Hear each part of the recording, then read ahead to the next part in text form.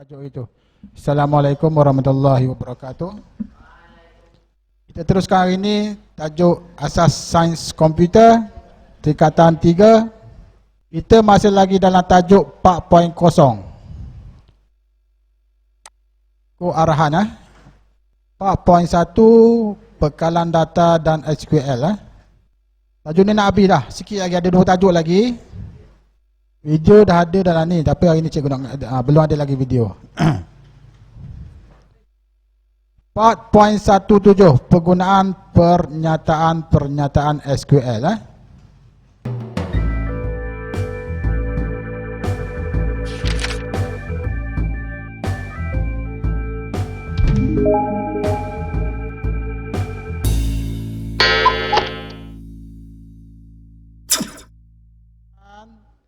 Penggunaan pernyataan SQL. Yang ni salin lagi. Tak lagi kan? Salin lah, yang ni salin. Cikgu raja nanti awak salin kat rumah lah. Okey. Penggunaan pernyataan SQL 4.17. Jadi pernyataan SQL, tujuan kita gunanya untuk kita mencapai data dari rekod yang disimpan dalam bekalan data. Ini tujuan pernyataan SQL. Kita gunakan untuk mencapai data dari rekod yang disimpan dalam bekalan data. Jadi SQL ini dia mempunyai sintaks. Tahu maksud sintaks? Sintaks yang tertentu yang mesti kita ikuti semasa kita nak guna dia. Dia ada sintaks penggunaan SQL ni. Jadi sintaks ini maksudnya merupakan set peraturan yang menetapkan set perintah berasaskan dalam bahasa Inggeris. Jadi sintaks dia dalam bahasa Inggeris. Kita tak boleh nak ubah dalam bahasa Melayu. Kita guna dalam bahasa Inggeris. Sintaks dia mudah je. Sintaks dia mudah je. Ini pernyataan yang kita nak pelajari. Yang pertama, select from, select where, select order by. Ada 3 pernyataan SQL yang kita akan pelajari. Okey, pernyataan SQL. Yang pertama, pernyataan select. Jadi awak kena type perkataan select tu. Kena type pernyataan select. Tak boleh kita ubah dalam bahasa Melayu, kena guna bahasa Inggeris. Okey, pernyataan select maksudnya dia membenarkan kita memilih atribut yang kita kendaki dalam bekalan data. Atribut dalam entiti itu kita boleh pilih. Nak guna, hak mana nak dipaparkan. Itu maksud dia. Okey. Lepas tu dia ada lagi pernyataan form. Pernyataan form ini dia membenarkan anda memilih entiti bagi atribut yang telah dipilih dalam pernyataan select. Jadi atribut nanti awak kena tulis. Atribut mana yang awak nak dipaparkan dalam paparan yang diberi nanti Okey, pernyataan form secara spesifik menyatakan nama entiti. Okey. From entiti mana yang kita nak guna, jadual mana? Jadual murid ke, jadual markah ke? Kita akan guna sistem yang sama itu, sysmap. Okey. From daripada mana yang kita gunakan untuk capaian data. Okey, ini sintaks umum dia. Select atribut 1. Select atribut 2, atribut 3 dan seterusnya lah. From nama jadual, jadual mana. Dan yang last kali dia ada titik bertindih. Titik ada koma bawah ni. Okey.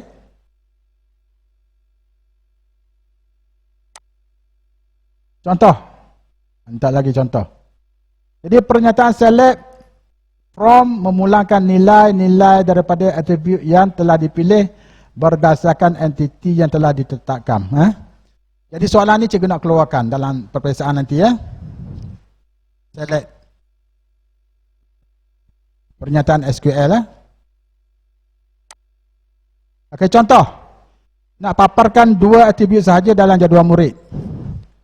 Kita akan tulis, mana dia akan paparkan select ID murid. Pertama, atribut murid. Yang kedua, atribut nama murid. From daripada entity murid. Okey. Cuba buka sistem Mac tu yang awak buat hari tu. Sysmac, cuba buka. Okey, buka semula file yang telah awak buat hari tu, Sysmac. Okey, cikgu tunjuk Ini file Sysmac. Klik dekat create. Dia ada query design. Bukan query wizard, query design. Klik dekat query design. Dia akan keluar pop-up show table ni. Pilih murid, table murid dan add. So, dia masuk dah ni. Yang ni tutup nak buka satu je. Okey. Table murid Lepas tu ni yang ni siap. Lepas tu pergi dekat file, dekat home. Pilih dekat home, view. View ni pilih SQL view. Pilih dekat SQL view, dia keluar macam ni. Query. Okay, kamu tulislah. Query dia, select, apa tadi?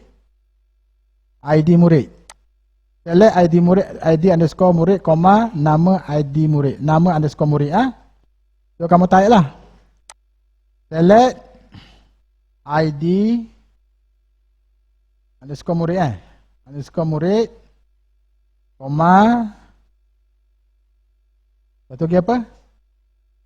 Nama query ni. Pertanyaan satu, lepas tu klik OK. Okey. Dia ada sini query pertanyaan satu. Bila kita klik, dia akan show pada kita ID murid dan juga nama murid. Cuba tengok. Dia akan show. Apa ni?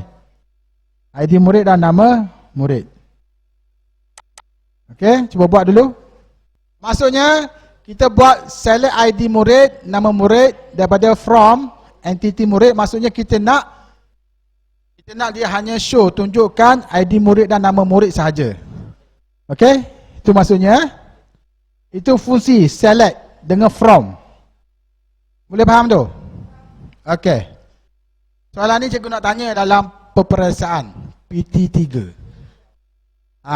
Soalan ni akan ada dalam soalan PT3 Okey, seterusnya.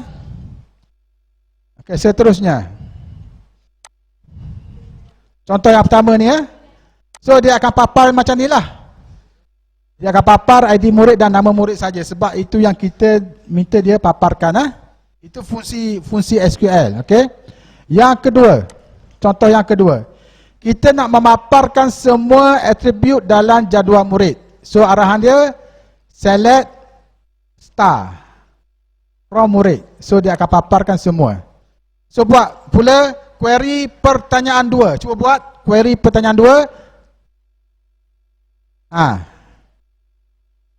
Buat macam tadi arahan dia. Okey, ni arahan dia. Cuba buat pertanyaan 2 pula. Query design daripada jadual murid. Arahan dia select star. Itu untuk pertanyaan 2. Cuba buat. Okey. Pergi dekat create. Query design. Ambil table murid. Addkan dia. Okey. Lepas tu dekat home. View. SQL view. Di sini letak star saja. Star. Namakan ini, savekan dia sebagai pertanyaan 2. Pertanyaan 2. Okey, boleh buat Seterusnya. Tengok nota seterusnya. Jadi bila kita double klik table murid untuk pertanyaan 2 itu, dia akan paparkan semua atribut dalam jadual murid. Okey. Ini pernyataan select Okey, yang kedua. Pernyataan select where. Select where. Where maksud apa? Di mana Select where. Okey, select where ni dia membolehkan kita mencapai data-data yang tertentu. Data-data yang tertentu yang memenuhi sesuatu kriteria. Bagi data yang lebih khusus. Contohnya kita nak paparkan jantina lelaki sahaja. Ataupun markah 80 ke atas sahaja. So kita akan gunakan select where. Dia lebih khusus untuk sesuatu kriteria. Itu maksudnya select where. Okey, contoh ini sintak umum. Select attribute apa-apalah. Attribute 1, 2 dan seterusnya. From nama jadual, jadual mana yang kita nak. Where, kriteria. Dia ada kriteria. Kriteria. Okey, ini contoh. Memaparkan beberapa atribut bagi jantina lelaki dalam jadual murid. Okey, select nama murid, jantina kaum, from murid, where jantina equal lelaki. Cuba buat yang ni untuk pertanyaan 3. Buat sekarang. Sekarang ni dia ada where pula. Untuk pertanyaan 3. Cuba buat. Ini arahan dia. Pertanyaan 3. Boleh pergi dekat create. Query design. Kita nak masih lagi kita guna table murid. Add. Okay. Lepas tu pergi dekat home, view, SQL view. Kita nak select ID murid, ID underscore murid. Lagi apa lagi? Koma, lagi, satu lagi. Kaum. Kaum From murid, yang ni tutup ni, buang ni, where. Sama where.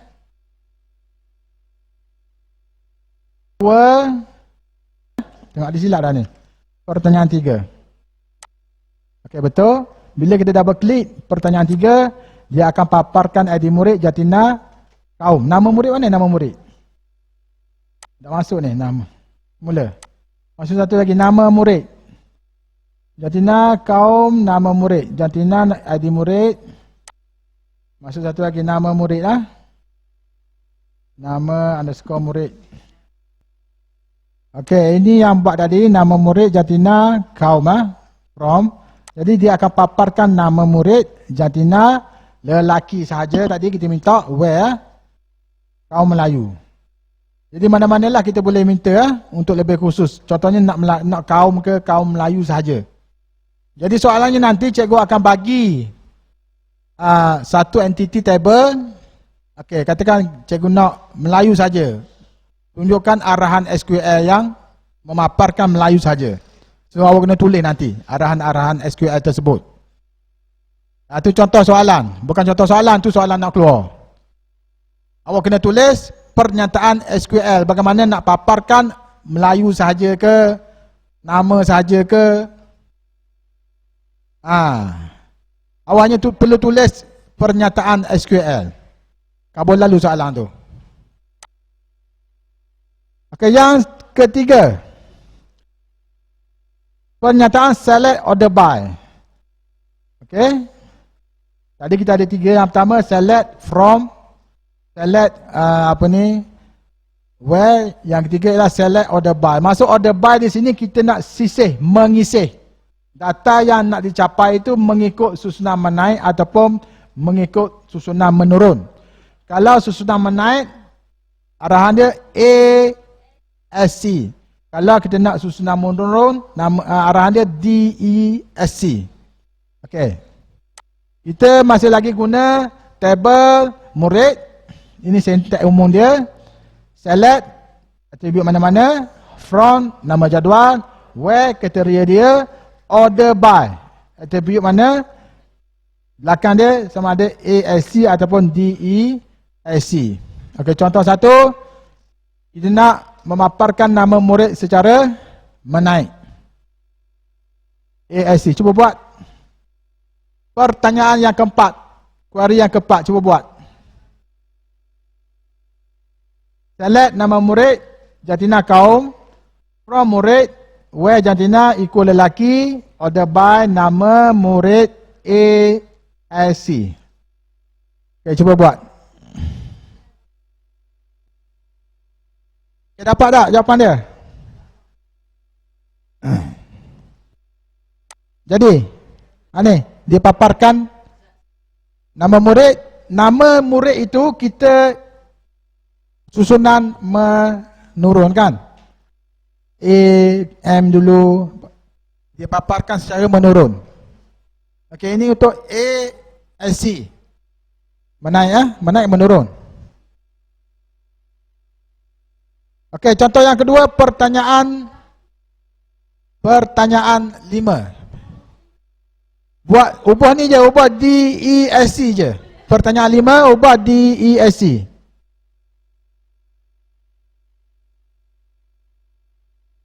Sama je lah, A, S, C dengan D, E, S, C ya.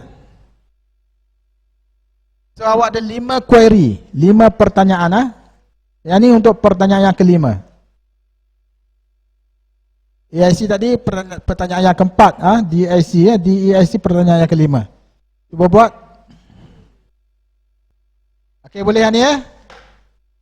Ini untuk pertanyaan kelima, dia akan paparkan nama secara yang besar dulu ke yang menurun Okey. Seterusnya, okey, dah habis tajuk ni. So kita ada satu lagi. Tajuk kita akan sambung pada minggu depan lah. 4.18 penggunaan pernyataan-pernyataan SQL yang melibatkan ukapan boolean. Okey, kita jumpa lagi dan sekian, terima kasih.